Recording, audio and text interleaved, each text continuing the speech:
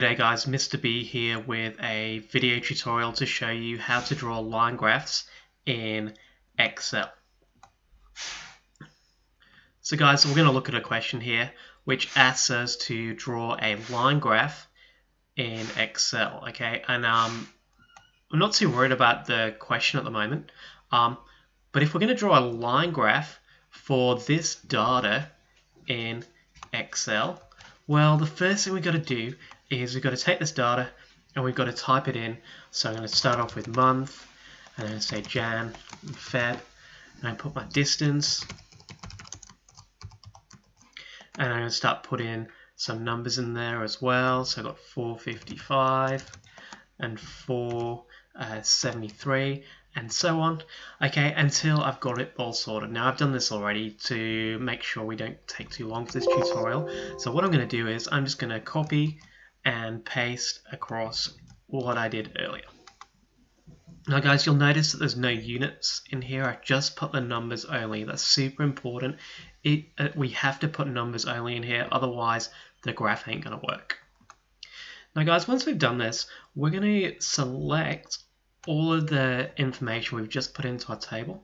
We're going to click Insert, and we're going to choose a line graph by clicking over here to insert a line graph, and I'm going to choose this one because it looks kind of nice.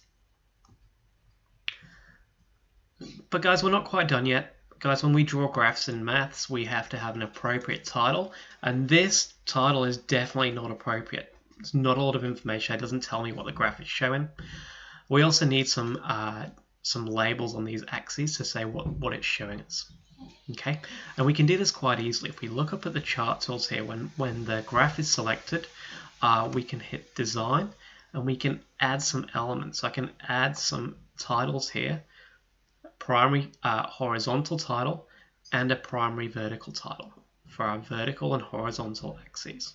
And guys, just by clicking in these, okay, we can select the text and change it. So I know that on the bottom axis, the horizontal axis, it is my month, and on the vertical axis, it's the distance in kilometers.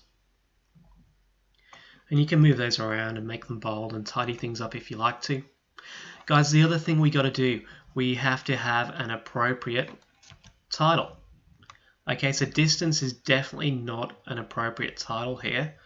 We need to have something that tells us what's going on, what the graph is showing us. So if we look at the question, it says, over a 1 year period, Charlotte took note of how many kilometers she was able to drive in her car on a full tank of petrol on average for each month.